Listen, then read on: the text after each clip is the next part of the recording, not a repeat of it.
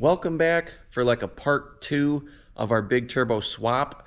These are some of the last things that I needed to do to this car that I was waiting for some of the parts to complete our install for doing everything that we pretty much needed to do.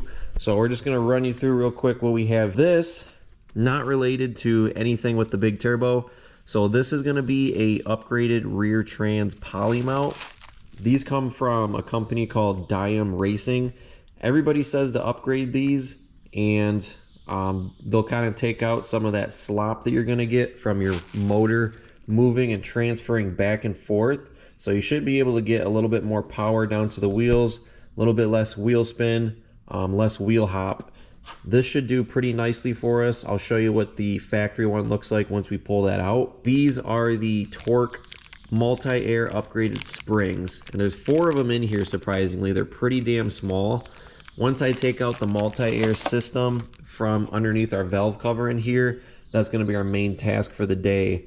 I'll show you kind of where these go and talk to you guys a little bit about doing this upgrade if you're looking at doing this. We have all new gaskets for our valve cover and also our spark plug, so that way we can reseal it. I wanted to make sure to have these on hand because I'll probably be replacing them. If you do pull this off your valve cover, you should always replace your gaskets. I plan to do that. And then there's also a gasket right here, and this is for the actual multi-air system. So here should be the part number right here. And then if you're looking for the valve cover gasket, this is actually a brand by DNG, and I believe there's your part number right there for you.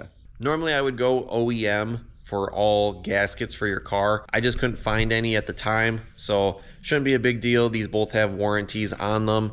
The one multi-air gasket is OEM, but the valve cover isn't, but it's super easy to replace anyways should it go bad. And then since we're gonna have this valve cover off, I figured let's go ahead and try to clean things up a little bit, and we'll throw some paint on it. I just got some VHT Wrinkle Plus paint, so hopefully this will give it a nice subtle wrinkle and nothing crazy.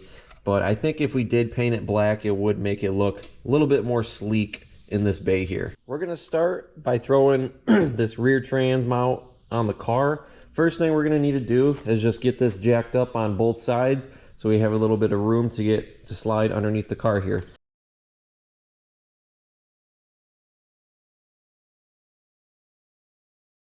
On the bottom side of the vehicle, right now, I'm just going to show you where this is at. This is the mount right here that we're going to be removing from the car.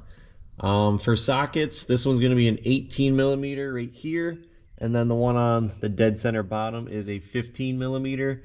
So we'll get these off here real quick, and just so you do know, this doesn't lift up the actual motor, so you don't need to support it. All this does is deal with it rocking back and forth, and I'll show you that here in just a second.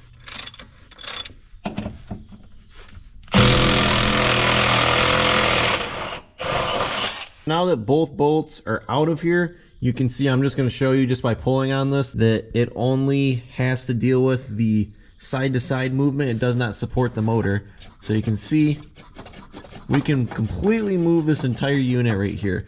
So what I need to do is we need to pull this forward enough so that way we can slide this mount out. We're going to go grab a ratchet strap so we can strap this up and start pulling it towards the front of the car. I have a ratchet strap now on here. On the front, it's just in front of this crash bar piece right here. And then on the back, I have it hooked to one of these little slots in like the transmission. That should be fine. We're not going to put a crazy amount of tension on it, but we are going to move it forward. So let's start tightening this here.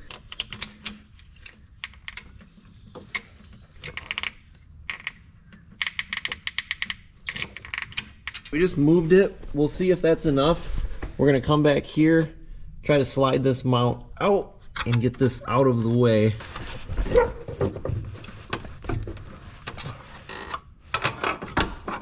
Here it is out of the car, just a quick side-by-side comparison of them. This one obviously is filled all the way around, solid in here. This one does have some gaps. It's not quite filled in all the way. And this one is just a little bit more heavier because it has more substance in here to absorb that shock. Now, one of the things I will note is there's 2 different versions of this that you can get from Deyeme Racing. This is the soft version. That's the one I went with. I think it's just going to be best, especially for winters. For cold weather, you want to get the soft as opposed to the firm. Now, it is possible that you may feel some more vibrations with doing this upgrade, regardless of whether you get the soft or the firm.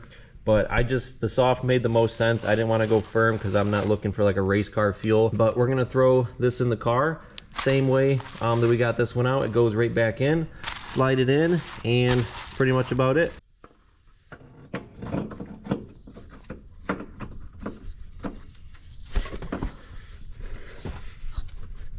Here's where I'm at, guys.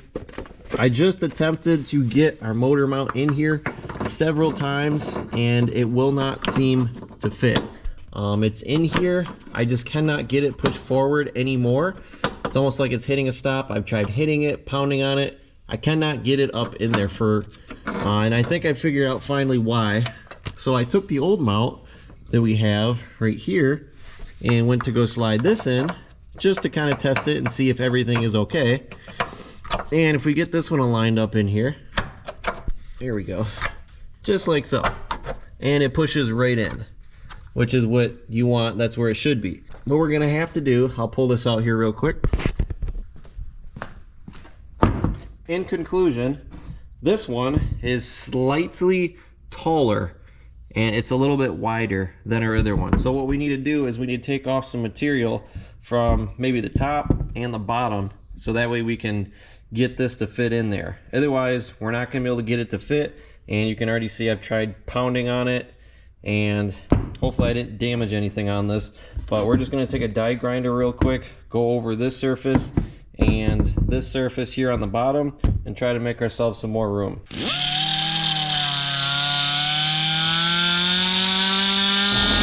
We finally got this in after quite a bit of work. We did have to clearance it, and it still kind of fit in there toughly, but we do have it in, and it is pretty snug.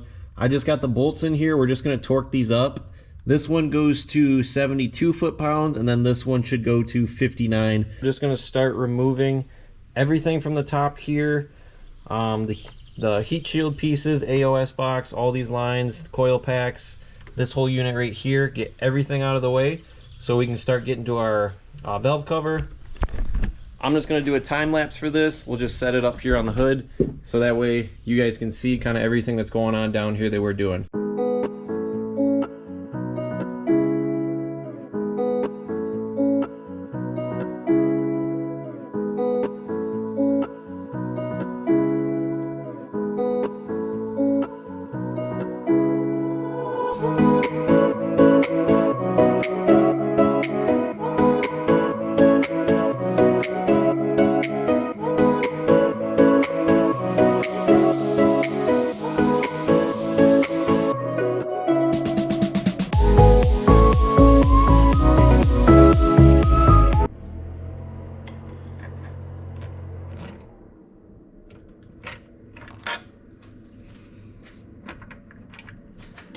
There you have it. We now have the valve cover off the car.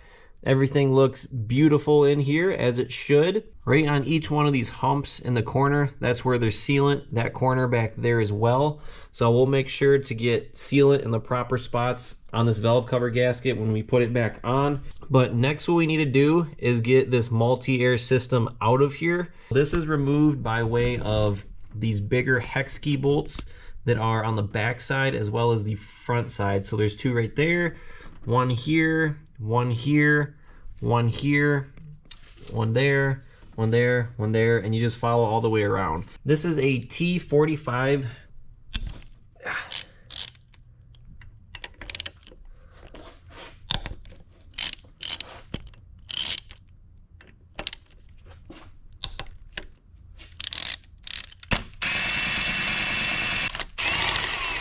That should be all of them. We're gonna pull this whole unit out and then we'll go put it on the table. Right here, we have our multi-air system on the bench. This is what it looks like. There is kind of a lot that goes on here. I don't really know the science or how exactly this works, other than these press up against your cam right here.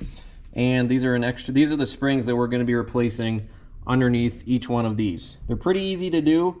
I'm trying to keep this as clean as possible. so that way I don't have to completely clean this down because there's a lot to this. We're just gonna pretty much swap and drop these parts. I'll get these off and then I'll explain these Tork springs and kind of why we're doing these. So to take them off here, we'll set this up. You pretty much push this down and then you can rotate this over. All right, we got it pushed in quite a bit there. Rotate this off to the side, just like so. There's oil everywhere, it's making a mess. And then from here, we can just pull this spring right out and it should come out just like so. So this is the part that we need right here, or the spring that we're gonna replace, and this just comes apart just like that. So here's the spring that the new ones we have, we'll compare them. I'm gonna take out all the rest of these here and we'll set these up on the bench. Let's just do a quick side-by-side comparison. I just put in my first one right here, and so I have the new Tork springs right here, old ones are over here. Now if we take a look at these, set them up, you can see height-wise, seems like the Tork ones are actually a little bit shorter, which is surprising, but you can tell the actual material, the width of this wire, this is definitely heavier duty stuff. It's a little bit thicker. You should be able to notice that just on camera here. Stiffness wise, these are a lot stiffer than these ones. These ones you can squeeze pretty easily with your hands, just like that. And then these ones, hardly any give. If we talk about the perks and what Tork says that these do, what it says is these will help with the mid-range power and the top-end power due to more complete fill of the combustion chambers with more air. It sounds pretty good to me. It's convincing. I guess we'll see once we put it on the car. I think Tork requires this for their stage 3. I'd almost be willing to bet that it isn't completely necessary, and I'd assume a lot of people don't do this because it does involve a little bit of work, and it probably scares most people to pull apart anything in your engine. We're just gonna continue on. I'll show you how to do one of these real quick. We just installed our first one here. Everything went pretty well, so I'll show you how to do it here. Take our handy dandy new spring. We're gonna pop this in right here.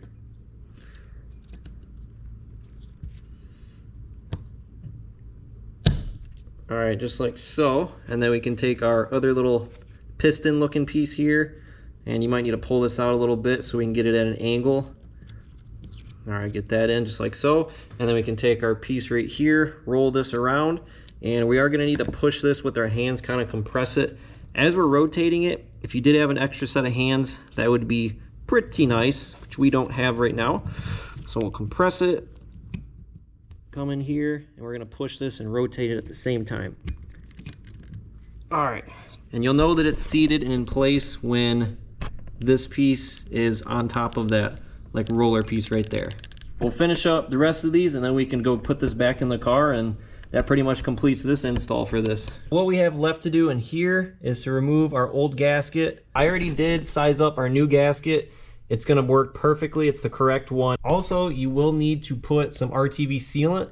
There is some sealant right here and then also over here, both in the corners. We're gonna just clean that off. We got a brand new razor blade.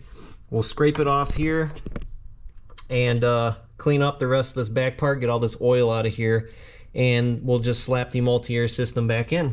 We'll take our new gasket here, and you'll notice that there's this blue section right here. You want this to be facing up, and there are dowel pins back here as well that this sits right on. I just have some RTV, the right stuff. This is 90-minute gasket maker. This is gonna go on the corners here, on this corner, and same thing on the other corner on the other side by my other finger here.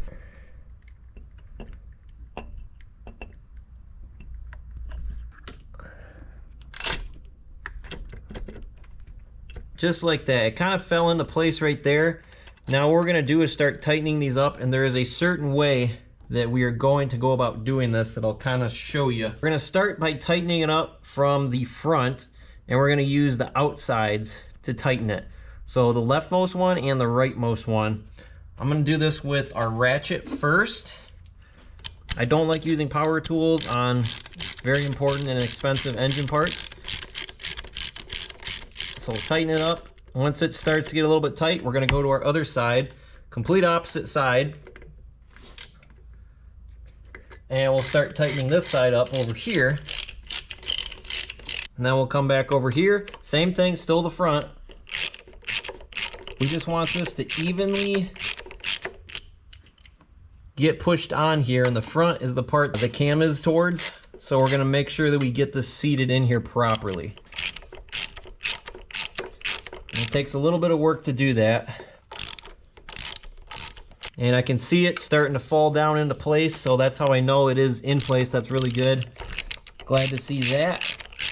Once you make these ones go all the way pretty much down, we'll start working on the other ones, and I'll give you the sequence here. We're gonna start from the inside, so very dead center, and then we're gonna work our way out, alternating sides here. So we'll do our first spec at 8 foot-pounds. Starting dead center in the middle. All right, there's 8.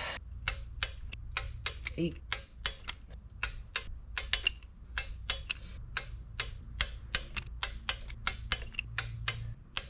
All right, once they're all torqued up, that's the first sequence. Now we'll switch to 18 foot-pounds now. Start right in the middle. This will be our final torque. And I have heard of people going to as much as 30 foot-pounds. My concern would be one of these stripping out in here, because people have had issues when they torque these up too much. I think 18 was a spec that I found that was reasonable, and I can tell you right now, I don't think these would take much more. I feel like these are kind of getting close to that edge with this 18 foot-pound. You can kind of feel them. And here is our valve cover that we are going to be changing up and painting this. I need to go pick up some degreaser for it, so that way we can clean this up properly and make sure we have the paint stick to it. I just got out all of the spark plug seals right here. Those just push out the bottom side. You can do that with a flathead. Just be careful not to score up any of your insides. I have all the bolts out of here. I'm taking off this valve right there. Probably gonna pop off these O-rings so they don't get damaged. And then last thing to do is just clean this up, and we're gonna tape off all these bolt holes so that way we can protect the threads. I just brushed all my parts down with just a couple of these like toothbrushes, and I just hit it again with the degreaser. Now we're gonna use one of these red Brillo pads. These work excellent for cleaning off stuff. We'll just start scrubbing all these areas that we can and try to kind of work every bit of the surface on this that we can get. Let's spray these off so that way we can get to moving along here. So we're all done with the pressure washer. We just sprayed all these pretty hard. Now what we're gonna do is, you can see on the back side there's like this little cavern in there. We're not gonna be able to take that off, but what we're gonna do is spray as much water as we can behind it to try and get all this crud, if any, that's out here on the back side of it, because I want these to be all the way clean, so when we're done finished painting these, we can just bolt them right onto the car. We don't got to re-clean them again or anything. We got gloves on. We're just gonna dry all these pieces off with a towel, and then we'll use a air compressor with a little bit of compressed air and make sure that it's 100% of the way dry. I just don't want to get my greasy fingerprints on this from this point forward, so that's why we are wearing gloves. I'm just working on taping this off and masking this up. I'm using little pieces of foam just to put into the threads here, so that way we don't get any paint in there and it doesn't gunk it up. That should work pretty decent. Once we're all finished with that, we can just do one last surface cleaner, and this will be set and ready for paint. Last step that we're gonna do is, I have some surface cleaner that we're just gonna go over these one more time and get off any grease or fingerprints. I just finished up wiping all these down. I did have to use a little Q-tip in some spots with that surface cleaner to get in these corners and tough to reach spots. Looks like there was a little bit of almost like sand in them. So I'm just waiting for them to completely dry, and then we'll do our first coat here. This is the VHT Wrinkle Plus. So when you spray this on, when they dry, it should get that little bit of a crinkle look to it. We'll do probably 3 or 4 coats and wait about 10 minutes in between, and then we'll just let it dry pretty much overnight before we go ahead and install it back on the car. So we just went over this real light with it. There's a couple spots you can kind of still see through. That's okay. We're going to hit it a couple more times. We'll get the rest of our parts here and we'll come back in about 10 minutes and shoot this guy again. Coat number 2, we're going to paint this way now. So we'll go ahead and start that up here.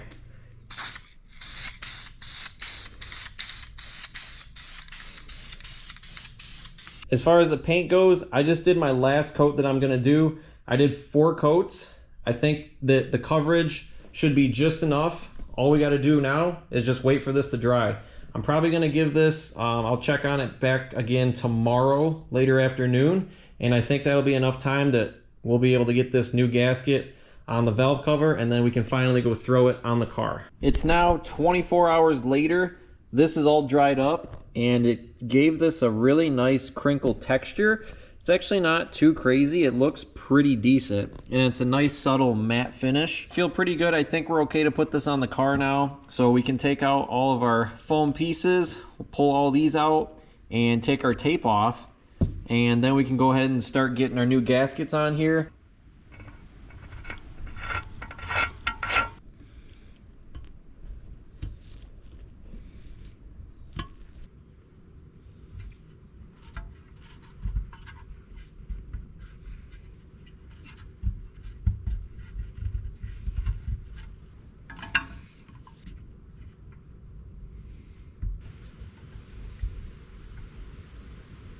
Last thing we're gonna do in here is just clean up all of our surfaces all the way around the edge here. Use a razor blade, some brake cleaner, make sure everything's super clean. And then we can just add our sealant to our spots that we need to add it to, and then pop our new valve cover on. RTV here, backside right there, over here in the corner, back here in the corner, here, and here. So any spot where there's like a hump is basically where you're gonna put it, or like a corner. That's where we're gonna do it. So we'll apply that and then we can throw it on.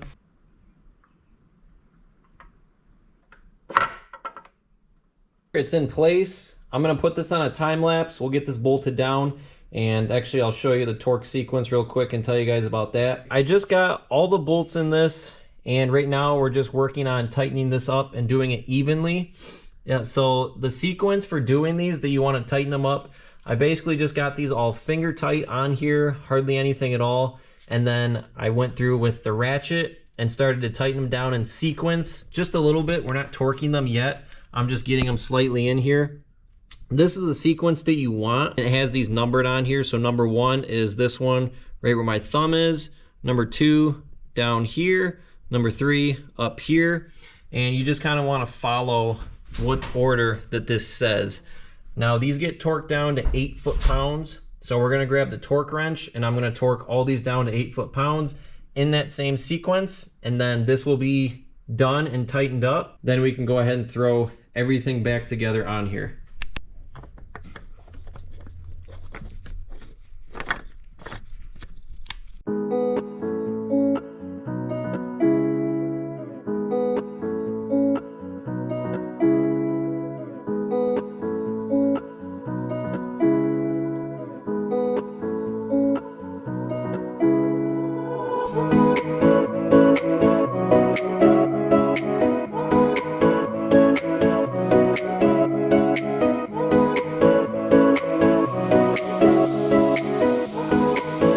If you are painting your valve cover, note that this is a ground cable right here that comes off of like this coil pack box, and that has all these clips on it. So because we painted over this section, I just pulled this bolt off really quick. And you want to make sure that you scrape that paint off with, I used just a razor blade and cleaned it up with a little bit of some sandpaper, just to make sure that we get a good ground here. If you don't do that and you just leave the paint on there, it probably isn't going to get the ground connection that you need, and you may have some issues with your car running improperly. Everything is now completed and put back together. The valve cover looks pretty dang good in black on here. I will say the red touch that these ignition coils give this from Dart Madness look pretty dang good. If those weren't red, it'd probably not look nearly as good as this, but that definitely offsets it really nice. Last thing that we'll need to do here before we actually start this car is we need to now purge the multi-air system. So I'm going to go over that and explain that to you. Anytime that you pull off this multi-air system, you're going to lose a lot of oil in that system, which is what it needs in order for your car to start up and run properly without misfires and issues. So we need to bleed all that air out that was put into it and make sure that we get all that oil circulating back into that system. I'm just pulling the spark plug ignition coil wires right here. We'll pull these so that way we don't get any spark. We don't want this motor to start. So that's the reason why we're doing that. Now, the other thing we need to do is we need to cut fuel to this. The easiest way to do this is we'll go inside the car. Before we turn this key, what we need to do is cut the fuel injectors. So what we're gonna do to replicate that, or there's a safety feature in this car. If you completely floor the throttle and push this all the way down to the floor, it will cut your injectors when you go to start your car. So we're gonna do that. You could also pull the fuse out on the fuse box up front if you didn't feel comfortable doing this. We're gonna go ahead and give this a try, and it should not start up. So we'll hit the gas all the way down to the floor, just like so. Turn our key in, clutch in. The car isn't going to start, but we'll crank it for a couple seconds, and then we'll go ahead and kind of repeat the process here. So let's push the clutch in, act like we're starting it.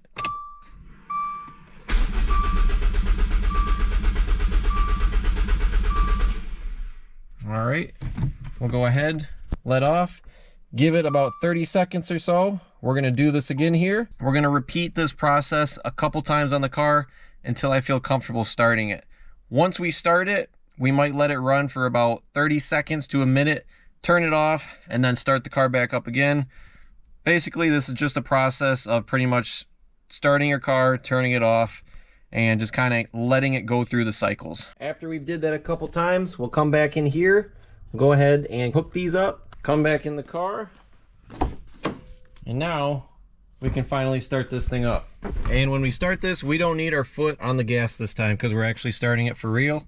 I just started it up. Now, I didn't show it on camera because it didn't start up initially. It started the second time after I waited a couple minutes to restart it. I'm checking the oil on this. I also did have a couple check engine lights on it. Looks like they were mostly for the coil packs that we unplugged and then replugged them back in, but for whatever reason it was pulling a code on those. We do need to top this off with some oil because it did, obviously we lost some once we pulled that multi-air system out. So right now it's recirculating the oil back into that, so we need to refill some back in here. We're gonna top that off and then we'll start it again and see if we're pulling any more codes.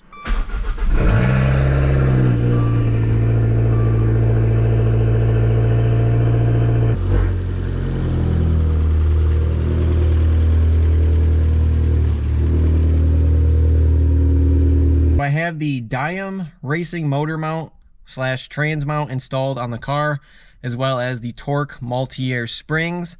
Now, I am going to do just like a quick little review of the actual, mostly of the mount. We're not going to be able to really talk about the Multiair springs because the car isn't completely tuned yet.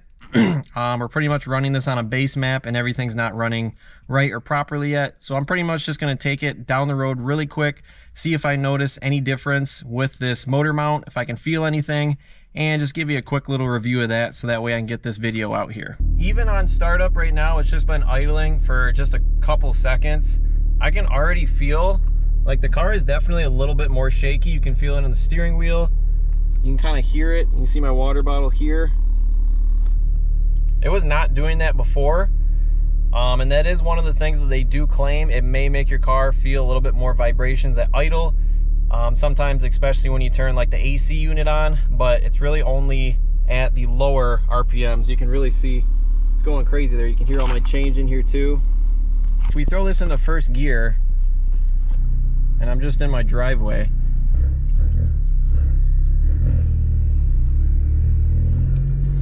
You definitely do get a lot more vibration when you're first getting into that gear, and then once you're actually into gear, like we were there just for a second, it smooths right out. But you can definitely feel that bite a lot more just getting into first. So let's try first to second here and see how that feels. First gear, we'll do a quick first to second.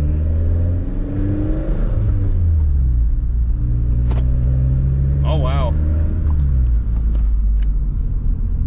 right, that felt a lot better. Like, actually, I actually like that a lot. This might be one of my favorite mods that I've actually did to this car. I mean, that was my first time shifting from first to second, and it already felt miles better compared to what it did before. Definitely absorbs the shock a lot better. That Deyeme racing mount that we replaced is definitely a great upgrade. I really did like it and I enjoyed it. I'm looking forward to using it a little bit more on the car and driving it around, but initial reactions are that it's actually awesome. I really do like it. I think it probably is like the best mod, or maybe my most favorite mod on this car so far. So definitely happy with it. Aside from that one little hiccup for the install, we had to clearance it. Other than that, that's about it. We'll get to the Tork Motorsports Multiair Springs review a little bit later once we get all this tuning stuff figured out. Thanks for tuning in, and look forward to putting out more content for you.